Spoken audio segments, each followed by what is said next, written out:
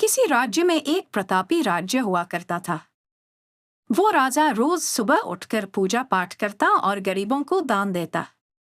अपने इस उदार व्यवहार और दया की भावना की वजह से राजा पूरी जनता में बहुत लोकप्रिय हो गया था। रोज सुबह दरबार खुलते ही राजा के यहाँ गरीब और भिखारियों की लंबी लाइन लग जाती थी। राजा हर इंसान को संतुष्ट करके भेजते थे। किशन और गोपाल नाम के दो गरीब भिखारी रोज राजा के यहाँ दान लेने आते। राजा जब किशन को दान देता तो किशन राजा की बहुत वाहवाही करता और राजा को दुआएं देता। वही जब राजा गोपाल को दान देता तो वह हर बार एक ही बात बोलता, हे ईश्वर तू बड़ा दयालु है, तूने मुझे इतना सब कुछ दिया। राजा को उसकी बात थोड़ी बुरी लगती। राजा सोचता कि दान मैं देता हूँ और ये गुणगान उस ईश्वर का करता है। एक दिन राजकुमारी का जन्मदिन था। उस दिन राजा ने दिल खोलकर दान दिया। जब किशन और गोपाल का नंबर आया तो राजा ने पहले किशन को दान दिया और किशन राजा के गुणगान करने लगा, लेकिन राजा ने जैसे ही गोपाल को दान दिया वो हाथ ऊपर उठा के बोला, हे ईश्वर तू ही अन्नदाता है, आज तूने मुझे इतना दिया, इसके लिए प्रभु तुझे धन्यवाद देता हूँ। राजा को यह सुनकर बड़ा गुस्सा आया। उसने कहा, गोपाल, मैं रोज तुम्हें दान देता हूँ, फिर तुम मेरे बजाय ईश्वर का गुणगान क्यों करते हो? राजन देने वाला तो ऊपर बैठा है, वही सबका अन्नदाता है, आपका भी और मेरा भी। यह कहकर गोपाल वहां से चला गया।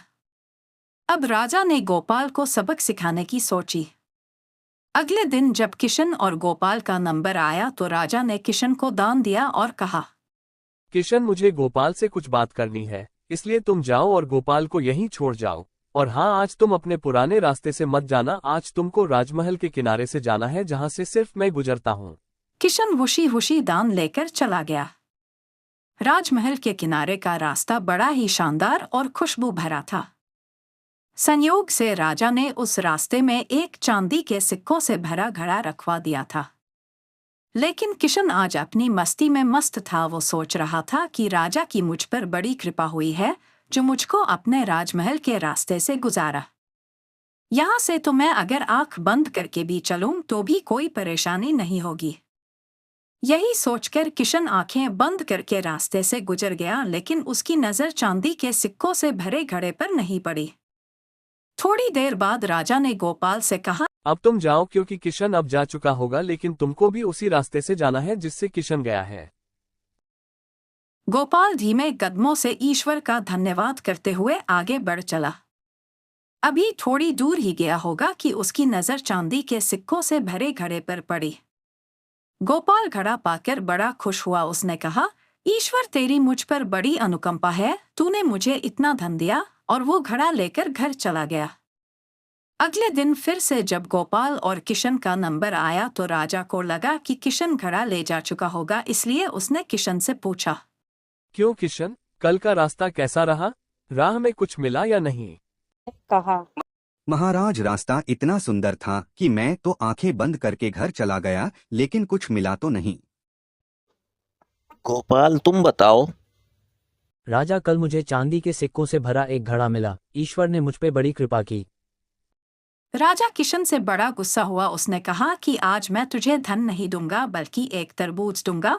किशन बेचारा परेशान तो था, लेकिन कहता भी तो क्या, चुपचाप तरबूज लेकर चल पड़ा।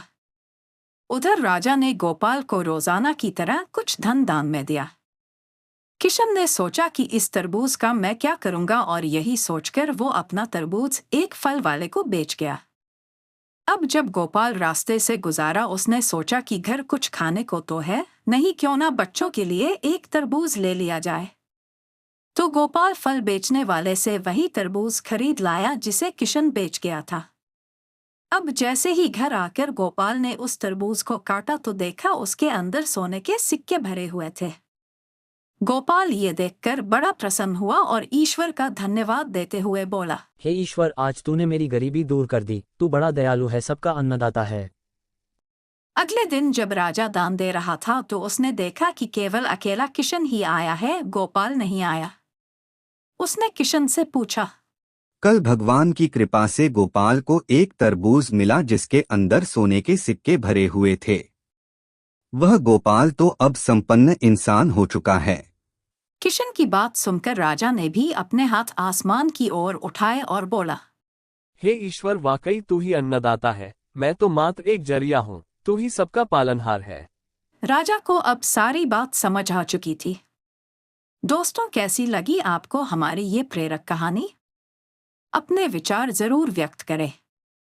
नीचे कमेंट बॉक्स में जाएं और अपने विचार हमें लिखकर जरूर भेजें। धन्यवाद।